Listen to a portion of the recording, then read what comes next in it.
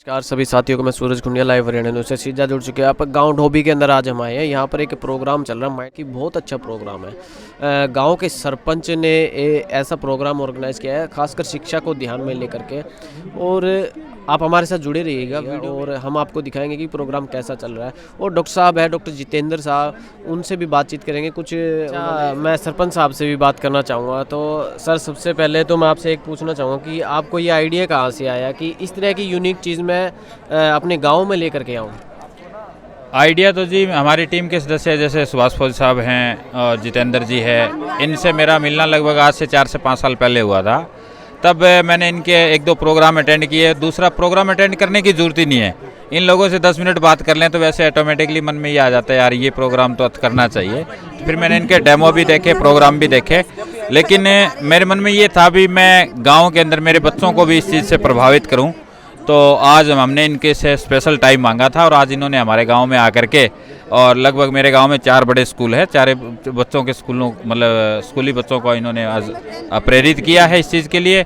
और हम चाहेंगे कि क्योंकि आदमी का आज आगे बढ़ने का जो एक अवसर रह गया वो शिक्षा ही है, और शिक्षा ऐसी है कि वो शिक्षा से मतलब ओतप्रोत होगा तो आगे कुछ भी कर सकता है। तो उसी कड़ी में आज हमने हमारे गांव के विद्यार्थियों को मतलब प्रभावित करने के लिए आज इनको बुलाया और इन्होंने आज अच्छा टाइम दिया, उसके लिए इनका धन्यवाद भी करते हैं। और मैं जैसे एक बात कहूँगा, आपने भी एक अच्छी बात कही है कि शिक्षा को लेकर के आपने एक बहुत अच्छा कदम उठाया है। ये फोटोग्राफिक मेमोरी, जैसे यहाँ पर एक बहुत ज़्यादा बात होती है फोटोग्राफिक मेमोरी, बच्चे भूल जाते हैं ज़्यादा, बच्चों के ऊपर बर्डन होता है किसी भी प्रकार का, ले लीजिए आप, वो उन्होंने ये चीज़ सिखाई, उसके बारे में आप क्या कहेंगे?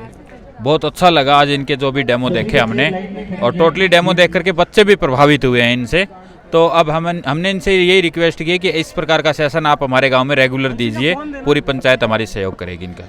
अच्छा, आगे के लिए आप जैसे आप सरपंच साहब, आप क्या कुछ और प्रोग्राम लाते रहेंगे गांव डोबी के लिए? गांव डोबी को क्या संदेश देना चाहेंगे ऐसे प्रोग्रामों से? गांव डोबी ने जिस सोच और जिस उम्मीद के साथ मेरा चुनाव किया है, कैंडिडेट और भी थे मैदान के अंदर, लेकिन मेरा जो चुनाव किया जिस सोच के साथ, उस सोच पे खरा उतरने का मैं काम करूंगा। और मेरी बहुत आगे तक सोच है कि भी मैं मेरे गांव को विश्व पटल पे लेके जाऊं। उस विश्व पटल पे जाने के लिए शिक्षा के माध्यम से हम आगे जा सकते हैं, और शिक्षा ही सबसे पहली कड़ी है।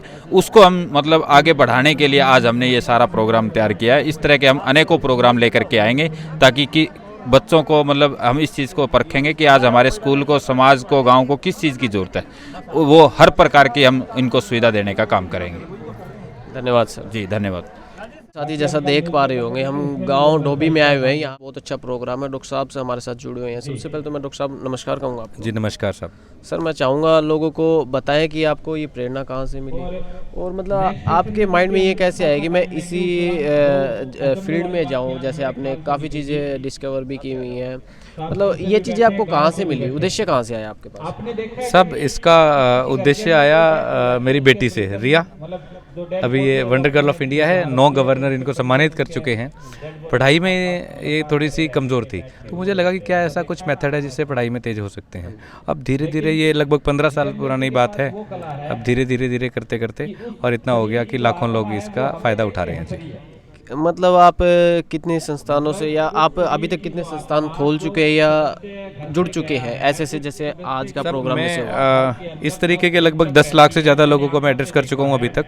हमारी ट्रेनिंग चलती है एम्स दिल्ली में, PGIMS Rohtak, army, air force, NDRF, BSF, DRDO, कई मिनिस्ट्री स्टेट और सेंटर में, पुलिस डिपार्टमेंट्स, अलग अलग एजुकेशन मिनिस्ट्रीज अलग अलग स्टेट की ये ट्रेनिंग लेते रहते हैं। जी, और आपने कुछ एक बात कही, जैसे पेटेंट के बारे में एक बात कही थी आपने, उसके बारे में लोगों को ज़रूर बताया कि वो तो कोई प्रोडक्ट वाइज लोगों, जैसे पेटेंट का नाम आता है, प्रोडक्ट पे चले जाते हैं, भाई ये प्रोडक्ट का पेटेंट होगा, उसके बारे में लोगों को जरूर बताइए। IPR बोलते हैं इसको, इंटेलेक्चुअल प्रॉपर्टी राइट। तो सॉरी, जो 2 तरीके के होते हैं, एक तो आपने कोई प्रोडक्ट बना दिया, उसका होता है एक मेथड होता है, तरीका है ना। तो एक ऐसी ट्रेनिंग IPR इंटेलेक्चुअल प्रॉपर्टी होती है ये, इस ट्रेनिंग का हम अप्लाई किया है, जिसकी वजह से किसी भी व्यक्ति के दिमाग की प्रोसेसिंग स्पीड बढ़ जाती है। और ये हमने PGIMS रोहतक में भी हमने किया था, लगभग 270% तक इम्प्रूवमेंट हुआ था।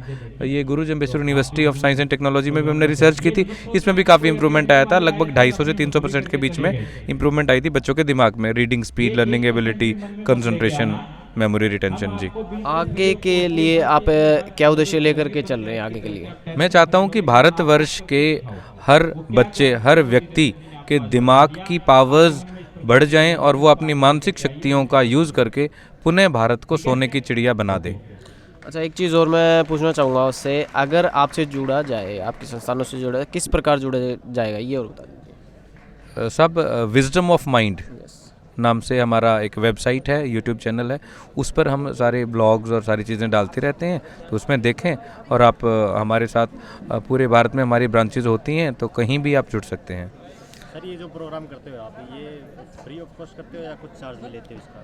सब ये जो दिव्यांग लोग होते हैं, नेत्रहीन, जिन्हें आंखों की दृष्टि वापस आ जाती है, ऐसा कहा जा सकता है, तो वो तो फ्री ऑफ कॉस्ट रहता है, और बाकी के लिए कुछ नॉमिनल चार्जेस रहते हैं। जो देने के लिए सक्षम होते हैं उन लोगों से हम गुजारिश करते हैं कि वो इतना दें कि वो दें तो हम कुछ ब्लाइंड लोगों की मदद भी कर पाएँ।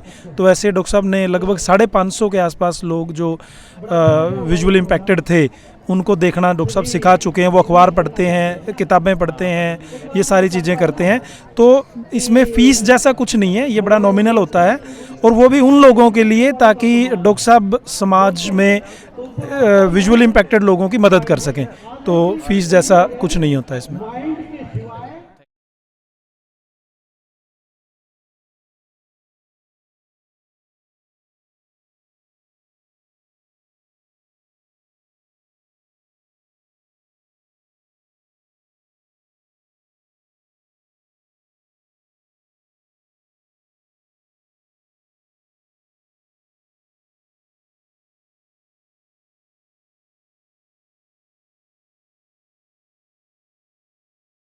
लेकिन वो सेव नहीं हो रहा, उसके पीछे ना कोई वजह हो सकती है।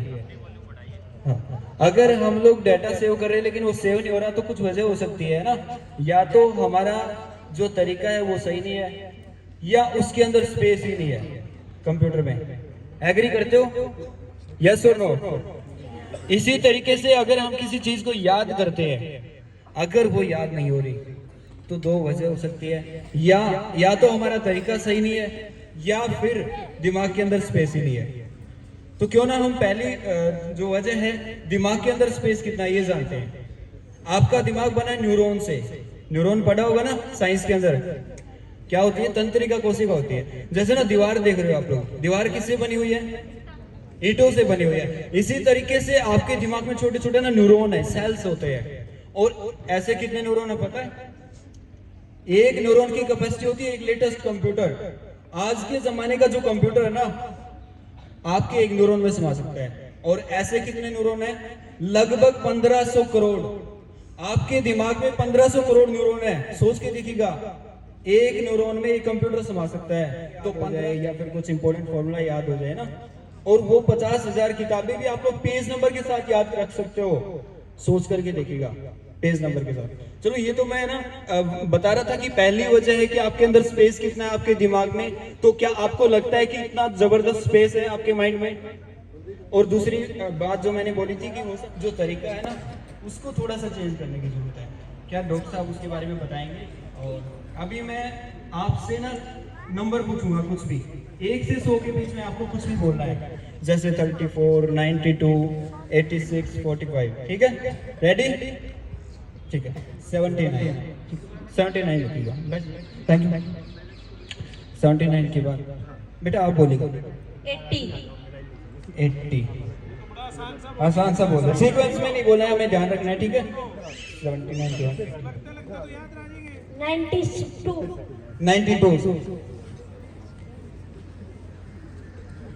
92 92 के बाद हम कुछ 1 से 100 के बीच में कुछ भी बोल दो। 99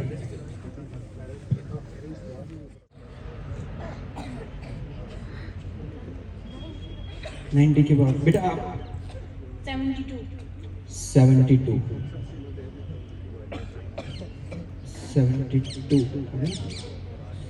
के बाद इधर से आप बोलो 86। पीछे से भी कोई बोल सकता है जी, कोई अगर बताना आप चाहे। अपने हाथ ऊपर रख सकते हो।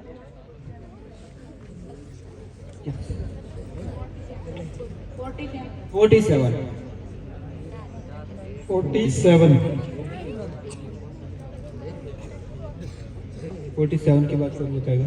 यस 34 34 के बाद कौन बताएगा? 34 इधर से पूछते हैं ना कुछ, ठीक है आप बताइए।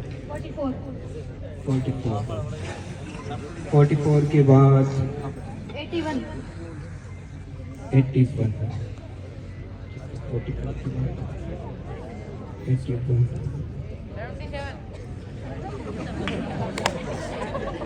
और देखिए यार काफी है।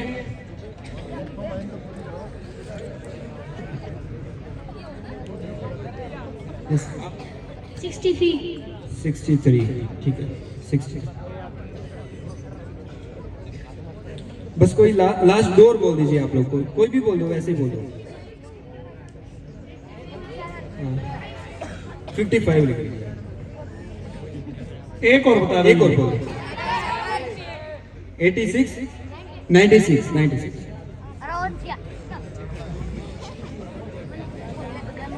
तो एक चीज बता देता हूँ, अगर मैं रट्टा मारूंगा तो मुझे याद नहीं होगी, कभी भी याद नहीं होगी। अगर टेक्निक से करेंगे 2 से 3 मिनट में याद हो जाएगा, तो मुझे 2 से 3 मिनट चाहिए। Thank you Vinod ji. अभी देखना जी, आप भी यार एक काम करना जी, ये तो जब तक लगे ही हुए हैं, आप भी इसको याद करने की कोशिश करें और देखते हैं किस किस को याद होता है। ठीक है, करोगे? ओजे वाली बस यह देखना है। ये विनोद जी कह रहे हैं कि मैं घना सियाना हूं, मगर ये बालक कम सियाने हैं, ये आप भी सियाने हैं। अब मैं इसी बीच में डॉक्टर साहब से रिक्वेस्ट करूंगा कि वो आए और आप लोगों से बातचीत करें, आप लोगों को ये चीजें, ये तरीके बताएं कि ये चीजें कैसे संभव हैं, और वही आप लोगों से रूबरू होंगे। विनोद जी जब ये नंबर आप लोगों को सुनाएंगे, तो मैं एक बार डॉक्टर साहब से रिक्वेस्ट करता हूं कि वो आए और जोरदार तालियां हो जाए डॉक्टर साहब के लिए। देखो आप लोगों के लिए समय निकाल के आए हैं डॉक्टर साहब। धन्यवाद जी। तो यहाँ प्रेजेंट सभी लोगों को, ये फोन किसी का, सभी लोगों का मैं धन्यवाद करना चाहूँगा। टीचर्स, प्यारे बच्चे, ग्राम पंचायत और बाकी जो भी यहाँ उपस्थित गणमान्य लोग हैं। तो मैं सबसे पहले एक क्वेश्चन से स्टार्ट करना चाहूँगा। दिमाग किस किस के पास है? हाथ ऊपर करें, किसको लगता है दिमाग कहाँ है? ठीक है, चेयर वालों कोई हिसाब किताब नहीं है जी। तो हमारा दिमाग हमें यूज करता है या हम दिमाग को यूज करते हैं? कोई ने तो जी हाथ भी को नहीं उठाया, देख के उठाया। पड़ोसी में दिमाग है तो मेरे में भी है, अरे जी उसमें को नहीं, मेरे में भी को नहीं। तो हमारे पास ना बहुत सारी चीजें होती हैं, लेकिन कई बार हमें पता नहीं होता कि उसको कैसे यूज करें। एग्जाम्पल के लिए स्मार्टफोन आजकल लगभग हर घर में है, कई है, और उन्होंने हमारे दिमाग को हाईजैक कर रखा है ना। मतलब फोन का जितना मन करता है उतनी देर तक हमें यूज करता रहता है, हमें लगता है कि हम फोन को यूज कर रहे हैं, है ना। चलो, तो 2 लोगों का हम एग्जाम्पल देते हैं। एक ऐसा व्यक्ति, ऐसा कोई बच्चा या बड़ा जिसको फोन यूज करना नहीं आता, लेकिन बहुत महंगा फोन है उसके पास, उसे ज्यादा फंक्शंस यूज नहीं करने आते। आईफोन 11 है, एप्पल का ज्यादा फंक्शन होते होंगे शायद। एक एंड्रॉइड का फोन है, सस्ता भी है, लेकिन जिसके पास वो है ना, उसे बहुत अच्छे से यूज करना आता है ना। समझ आ गई बात या नहीं आई? या एक और छोटा एग्जांपल लेता हूं मैं कि कोई रोबोट है, कोई खिलौना, इलेक्ट्रॉनिक रोबोट है। वो रोबोट आपके पास है, एक ऑप्शन ये कि आपको यूज करना आता है, एक ऑप्शन है कि यूज करना नहीं आता। तो कौन फायदा उठा पाएगा उसका? जिसे यूज करना आता है। अब यूज करना कोई सिखाएगा तो ही आएगा ना हमें, या ऐसे ही चल पड़ेगा काम है? तो उसी तरीके से दिमाग भी हमारे पास होता है ना। तो दिमाग हमें यूज करता है या हम दिमाग को यूज करते हैं, इसके लिए हमें लगता तो होगा कि हम दिमाग को यूज कर रहे हैं, लेकिन असल में दिमाग हमें यूज कर रहा होता है। अगर हम अपने दिमाग को यूज करना सीख लें, अच्छा यार अरे इनको तो भूल ही गए थे। तो विनोद जी को वो नंबर शायद याद हो गए होंगे, चेक करें। चलो विनोद जी, कितने बच्चों को याद हुए हैं ये? खड़े हो जाओ जिसको याद हुए, आगे आ जाओ, शाबाश, क्लैपिंग। आ जाओ आगे, कौन माइक दो, हाँ सुनाओ बेटा। 79, 92, 84, 90, 97, 34। शाबाश, कोशिश की इसने बेटा। तो एक चीज बता देता हूँ कि मैं कोई बहुत बड़ा टीचर ट्रेनर नहीं हूँ, आप लोगों की तरह एक स्टूडेंट हूँ। अगर कोई गलती होती है तो आप बीच में नहीं बोलोगे, आप डेमो पूरा होने के बाद मुझे बताओगे, ठीक है। डबल लाइन के बाद 82, 82 के बाद 64, 64 के बाद 90, 90 के बाद 72, 72 के बाद है आपका 86, 86 के बाद 47, 47 के बाद 34, 34 के बाद हो जाएगा अपना 44, 44 के बाद 81, 81 के बाद 63, 63 के बाद 55, लास्ट फाइनल 96। कितने सही है? देखिए आप भी कर सकते हो ये सारी की सारी चीजें, बस कुछ अभ्यास होता है। रिवर्स में ट्राई करते हैं, चलो। अच्छा मिस्टेक कितनी हुई थी? वेरी गुड, अभी रिवर्स में ट्राई करेंगे। रिवर्स में ना जैसे 69 हो जाएगा 96 का, सही है। 69 के बाद 55, 55 के बाद 36, 36 के बाद 18, 18 के बाद 44, 44 के बाद 43, 43 के बाद 74, 68, 27, 09, 09 के बाद 46, 46 के बाद 28, 99, 29, 97। सही है? कितने मिस्टेक्स हुई? 0। इस तरीके से आप भी याद कर सकते हो। एक चीज बताइएगा, अगर ये याद हो सकते हैं तो क्या आपका सिलेबस याद नहीं हो सकता? मुश्किल है क्वेश्चन आंसर। विनोद जी ऐसे नहीं, हम नहीं मानेंगे। ये बताओ जी 10वें नंबर पे क्या लिख रखा है? 10वें नंबर पे है सर 34। पढ़ाइयो जी, एक बार दूंगे। सही है, अब तो जी क्लैपिंग बनती है फिर। Thank you sir. अच्छा आपने ये आप पूछो जी, आप अपने 8वें नंबर पे बता दो जी। 5वें नंबर पे है आपका 64। और 8वें नंबर पे और बताया, गुड़िया ने पूछा था। 8वें नंबर पे है जी 86। 86 सही है जी। कोई और पूछना चाहता है? 12वें नंबर पे बता दो जी। 12वें नंबर पे 81 है जी, 81। फोटोग्राफिक मेमोरी बोलते हैं, और किसी की भी हो सकती है, ऐसा नहीं कि मेरे अंदर कोई 81 से पहले और बाद में क्या क्या है ये भी बता दो, बताइए। 81 से पहले 44 है और बाद में है 63। और किसी ने कुछ पूछना है? सेकंड लास्ट कौन सा ये बताओ, सेकंड लास्ट। सेकंड लास्ट है सर 55। हाँ ठीक है बेटा। 55 से पहले क्या था? 55 से पहले है सर 63। 12वें नंबर पे? 12वें नंबर पे हो जाएगा 81। 81 के बाद? 81 के बाद 63।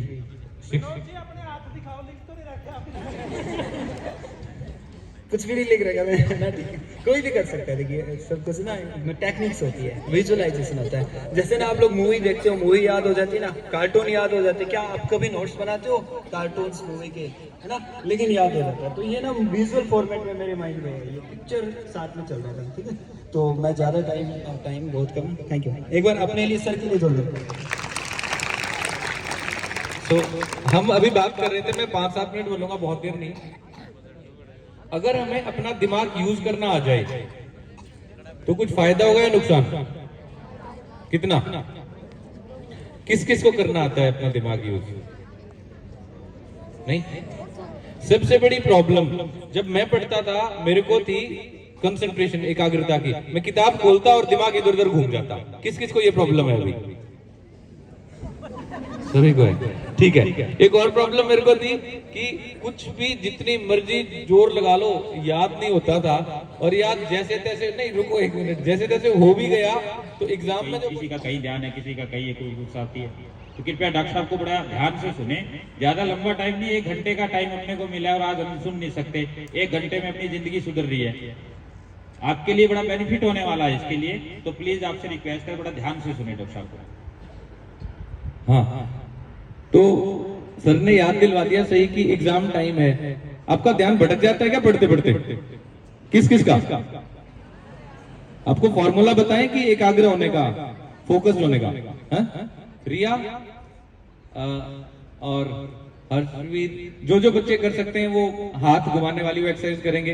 अब कुछ एक्सरसाइज बताता हूं मैं आप लोगों के लिए, और ये सभी के लिए, जो चेयर्स पे बैठे हैं नीचे हैं, सभी एक्सरसाइज करें। अपने हाथ खाली के साथ साथ आपने करना है 20 तक काउंटिंग करनी है, ऐसे हाथ घुमाना है। चलो स्टार्ट करते हैं। 1 2, आवाज आनी चाहिए। मैं बड़े लोगों से भी रिक्वेस्ट करना चाहूंगा, खुद का दिमाग फील करने का मौका मिलेगा ये।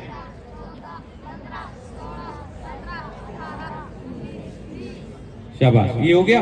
अब दूसरा हाथ उल्टा घुमाना है, उल्टी डायरेक्शन में 20 से 1 तक काउंट करके। 20 19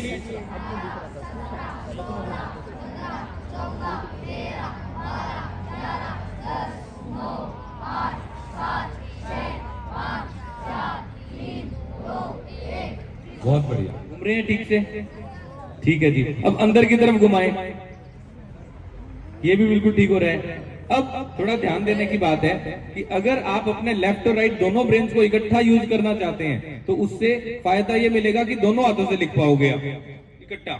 एक से हिंदी, एक से इंग्लिश लिख सकते हैं क्या? कौन कौन लिख सकता है यहाँ पे? हाथ ऊपर करो, ठीक से करो। तो देखो ये 2-3 बच्चे हैं, और कहाँ गए? घूमने गए शायद 2-3 और हैं, पीछे भी हैं। तो ये बड़ी आसान सी बात है बेटा, एक हफ्ते में ही अगर हम ट्रेनिंग दें दिमाग को तो ये भी संभावित है कि हम दोनों हाथों से लिख पाए। अभी अगर होगा तो हम चेक भी कर लेंगे। खैर, तो दोनों हाथों से लिखने का मतलब हुआ दोनों दिमाग इकट्ठे चल रहे हैं हमारे, ठीक है। ये चेक करने का और एकाग्रता बढ़ाने का एक्सरसाइज एक ये भी है कि एक हाथ आपने सीधा घुमाना है, एक उल्टा घुमाना है, दोनों इकट्ठे घुमाना है, एक सीधा एक उल्टा, जैसे कृतिका घुमा रही है। कोशिश करें आप लोग जरा, बड़े और छोटे सभी, अगर होता हो तो। एक सीधा एक उल्टा। प्रॉब्लम ये रहेगी कि या तो सीधे घूमेंगे या उल्टे, लगेगा हमें कि घूम रहे हैं। एक सीधा एक उल्टा, देखिए, और उसका रिवर्स। ये सभी बच्चे कर रहे हैं। करके देखें जरा, आपको अपने आप समझ आएगा कि हम कितना दिमाग यूज कर पा रहे हैं। है ना थोड़ी सी प्रॉब्लम? ठीक है, शाबाश बेटा कृतिका। क्लैप करते हैं कृतिका के लिए। जब भी कोई एक्टिविटी बताई जाती है उसको कृपया मजाक में ना लें, आप उसको सीरियसली समझ के और अपने अंदर धारण करने का काम करें, मजाक में ना लें। आपसे रिक्वेस्ट है बार बार।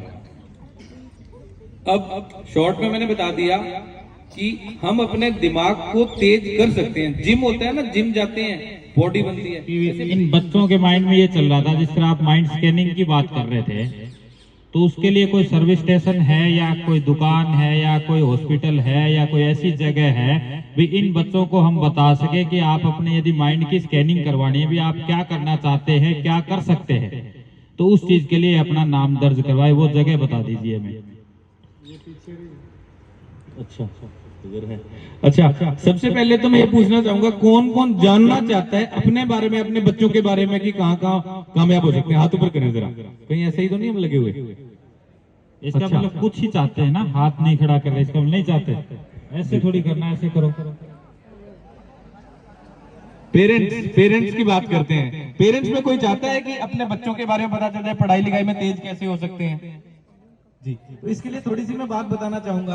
हाँ, 1 मिनट सर, इसको थोड़ा और एक्सप्लेन कर देते हैं कि कई बार ऐसा देखने में आता है, जो थ्योरीज है ना, हम पढ़ते हैं साइकोलॉजी में, कई थ्योरीज चेंज होगी। पेटेंट सुना होगा, पेटेंट होता है कोई एक व्यक्ति ने दुनिया में वो काम किया और उसी के नाम होता है। तो 8 पेटेंट फाइल मेरे नाम अभी हो गई और लगातार चल रही है चीजें। कई मिनिस्ट्रीज में, स्टेट और सेंटर और कई जगह पे प्रोजेक्ट्स में मैं इंक्लूड हूँ। तो एक छोटी सी बात बड़ी अच्छी सी आपको सबको समझ आ जाएगी। कोई बच्चा 5-7 सब्जेक्ट होते हैं, तो जो टॉपर है वो भी किसी एक सब्जेक्ट में कमजोर होता है आमतौर पे, या नहीं होता? और जिस सब्जेक्ट में वो कमजोर है, कोई ऐसा बच्चा जो पढ़ाई में बहुत अच्छा नहीं है, वो उस सब्जेक्ट में टॉप कर जाता है, ऐसा भी होता है। तो ये क्यों होता है?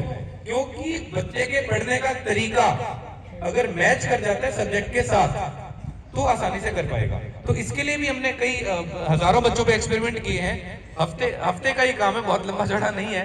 कि सब्जेक्ट स्पेशलाइजेशन एक ऐसी चीज भी है कि कोई बच्चे को अगर किसी एक सब्जेक्ट में डाउन है तो 1 हफ्ते में ही वो अबव एवरेज आ जाता है। उसके लिए हम क्या करते हैं, हम देखते हैं उसके बच्चे के सीखने का तरीका। हर बच्चे का सोचने का तरीका अलग है, सीखने का तरीका अलग है, समझने का तरीका अलग है। तो जो ब्रेन वेव स्कैनिंग जो हम बात कर रहे हैं उससे ये भी पता चल जाएगा कि सीखने की शैली कौन सी है, जिससे कि कम टाइम में ज्यादा चीजें याद कर पाएगा।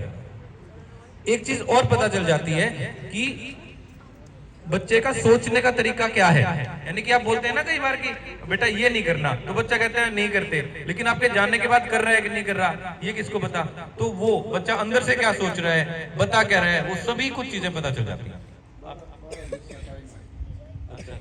ठीक है, तो ये इधर रजिस्ट्रेशन के लिए उधर है, आप बात कर सकते हैं शायद। जी, अगला क्वेश्चन मेरा ये है कि इन बच्चों को हम आपकी क्लास अटेंड करवाएं तो क्या शेड्यूल रहेगा आपका, किस तरह से आना जाना रहेगा, वो आप हमें प्लीज जरूर बताएं। से नहीं निकलना सर, एक बार आपको क्या करते हो, हाँ वो मोमेंटो सिर्फ 5 मिनट का टाइम लेंगे। अच्छा प्लीज सामान करेंगे। ठीक है, लेकिन ठीक है, हम जल्दी करेंगे।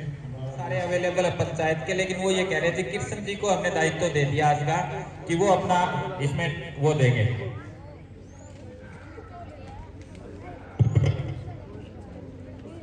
या सर आज का जो प्रोग्राम था वो पहली बात तो आपको कैसे लगा, दूसरी बात कि इस तरह के प्रोग्राम और कब कब ऑर्गेनाइज करवाए जाएंगे? निश्चित तौर पे मैं बताना चाहूँगा आपके चैनल के माध्यम से, जो खास कर राजकीय जो विद्यालय हैं हमारे, उनमें जो बच्चे हैं कि एक इंटेंशन क्या होती है कि सरकारी स्कूल, तो ये हमारे क्षेत्र का सबसे पहला कार्यक्रम है एक राजकीय स्कूल में। और इस कार्यक्रम के मार्फत जो हमारे बच्चे हैं उनकी ब्रेन मैपिंग की, यानी कि जो आज एक डेमोस्ट्रेशन 1 घंटे का रहा है, आपके चैनल के माध्यम से बताना चाहूँगा और आपकी भी उपस्थिति वहाँ थी। तो इसके माध्यम से जो हमारे बच्चे हैं, सरकारी स्कूल के जो बच्चे हैं, तो उनका यानी कि माइंड इतना एकदम से तेज़ गति से डेवलप होगा प्रैक्टिसेस के बिहाफ पे। और आने वाले टाइम में अगर हम कंपटीशन एग्ज़ाम की बात करते हैं, अभी भी हमारे विद्यालय से काफ़ी बच्चे जाते हैं, तो इस प्रोग्राम से निश्चित तौर से ये रेशियो जो हमारा कई गुना बढ़ जाएगा। और यानी कि जो विजडम ऑफ माइंड संस्था है और साथ में डॉक्टर जितेंद्र है, इनका मैं आभारी रहूँगा। और साथ में यानी कि सुभाष फौजी जी हैं, इन सब का मैं आभारी रहूँगा कि इस प्रोग्राम को केवल डोभी तक सीमित ना करके पूरे हरियाणा क्या, पूरे हिसार क्या, हरियाणा क्या, भारतवर्ष क्या, पूरे विश्व में इसको फैलाया जाए, ताकि हमारी जो भारतीय संस्कृति है, भारतीय जो प्राचीनतम विद्या है हमारी, उसका प्रचार प्रसार हो सके। और इसके साथ साथ विद्यार्थियों को भी अनेकों प्रकार के, नाना प्रकार के अवसर मिल सके ताकि वे सफल हो सके हर क्षेत्र में। बच्चों को आज जैसे एक इकट्ठे हुए थे बच्चे और सीख रहे थे, वो आपको देख करके कैसा लगा? बहुत ही अच्छा लगा। क्यूरियोसिटी, जिज्ञासु बच्चों के यानी कि फेस एक्सप्रेशन बता रहे थे कि उनके लिए बहुत ही नई चीज़ थी ये साइंटिफिक वे से। और आप लोगों ने भी देखा, आपके चैनल ने भी देखा है कि बच्चों के चेहरे जिस टाइम बैठे थे प्रोग्राम स्टार्ट होने से पहले, उसके तत्पश्चात आप लोगों ने जब समापन पे देखा और बच्चों की जो क्यूरियोसिटी थी क्वेश्चन सेशन वगैरह में, कितने यानी कि अच्छे थे, बहुत ही अच्छा बच्चों का लगा। और इसके साथ साथ बच्चे जो हैं अब भी क्यूरियस है कि हमें रजिस्ट्रेशन करवाना, हमें यानी कि जो छुट्टियां होती है हमारी जून की या एग्ज़ाम डेज के बाद बच्चे खाली बैठते हैं, तो अभी बच्चों के फीडबैक्स आए हैं कि हम निश्चित तौर से ये रिफ्रेशर कोर्स हम ज्वाइन करेंगे। और इसके साथ साथ मैं यानी कि ये भी कहना चाहूँगा कि जो हमारे सरपंच साहब है इस गांव के नवनिर्वाचित, उनका भी शिक्षा के क्षेत्र में बड़ी रुचि है, तो ओवरऑल पूरा सहयोग रहा और काफ़ी यानी कि दूरगामी परिणाम बहुत ही अच्छे आएंगे इस कार्यक्रम के। और भविष्य में भी हम लोग समय समय पे प्रयास करेंगे कि ये कार्यक्रम समय समय पे बच्चों को रिफ्रेशर कोर्स के रूप में दिया जाए। धन्यवाद जी।